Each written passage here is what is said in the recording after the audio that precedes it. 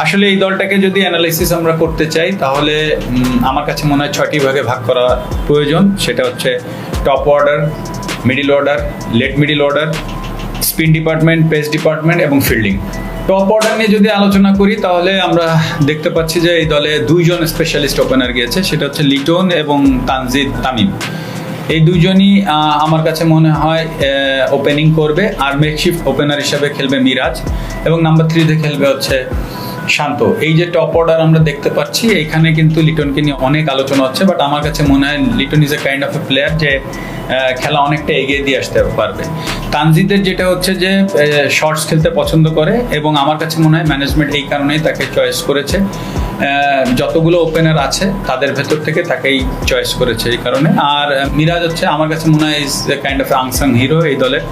তাকে যেখানেই সেট করা হচ্ছে সে সেখানেই রান করছে এবং আমরা দেখেছি যে পাকিস্তানের সাথে সে একটি ম্যাচে 100 করেছে। বাট মেকশিফট ওপেনার এগেইন আমি আগেও বলেছি যে একমাত্র নির্ভর করছে টিম ম্যানেজমেন্টের উপর। আর লিটন এবং তানজিদকে নিয়ে এতটুকু বলবো যে এদের এমন না যে 10টা ম্যাচই ওদেরকে 9টা যে প্রথম রাউন্ডে যে 9টা ম্যাচ আছে সেই 9টা ম্যাচই যে তাদেরকে ভালো শুরু করতে হবে বা ভালো খেলতে হবে এমন না। তারা যদি শাফলিং করেও 4টা-5টা ম্যাচে তারা তাদের বেস্ট ক্রিকেটটা খেলতে পারে তাহলে আমার কাছে মনে হয় যে দল অনেকটা এগিয়ে যাবে। তো সব মিলে আমার কাছে মনে হয় যে টপ অর্ডার অবশ্যই চ্যালেঞ্জের মুখোমুখি হবে, বাট অ্যাট দ্য সেম টাইমে ইন্ডিয়ার যে উইকেট আমি দেখতে পাচ্ছি একেবারে ফ্ল্যাট উইকেট, এইখানে হয়তোবা ভালো শুরু যদি করতে পারে, দেন যদি সেটাকে ক্যারি করতে পারে তো অবশ্যই ওপেনার থেকে আমি ভালো কিছুই আশা করছি, স্পেশালি উইকেটের কারণে।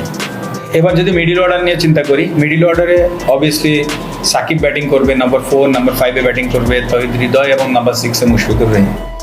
এই তিনজনই বর্তমান সময়ে প্রবাবলি বেস্ট অফ ফর্মে আছে, কারণ সাকিব লাস্ট ম্যাচে man of the match. Under pressure থেকে যেভাবে ব্যাটিং করেছে সে আউটস্ট্যান্ডিং ব্যাটিং করেছে ইন্ডিয়ার সাথে, নিউজিল্যান্ডের সাথে ওয়ানডে ম্যাচগুলোও খেলিনি। সো ওর কনফিডেন্ট লেভেল খুব ভালো অবস্থায় থাকার কথা।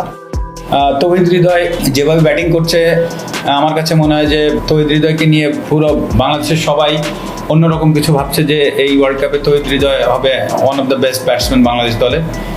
আর Mushfiqur Rahim most experience campaigner এই দলের, এবং সব থেকে ভালো যে বিষয়টা সেটা হচ্ছে যে ও নর্মালি নাম্বার 4-এ ব্যাটিং করে এসেছে দীর্ঘদিন ধরে, তারপর থেকে এসে হঠাৎ করে তাকে 6-এ দেওয়া হয়েছে এবং সে দারুণ কোপ আপ করেছে।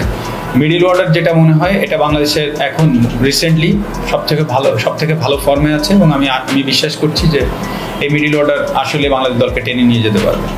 লেট মিডিল অর্ডারে ব্যাটিং করবে বেসিক্যালি রিয়াদ, শেখ মেহেদি এবং আবারও বলতে হবে মিরাজকে, কারণ যে ম্যাচে মিরাজ ওপেন করবে না সেই ম্যাচে হয়তোবা মিরাজ অ্যাজ ইউজুয়াল তার যে ব্যাটিং অর্ডার সেখানেও ব্যাটিং করবে।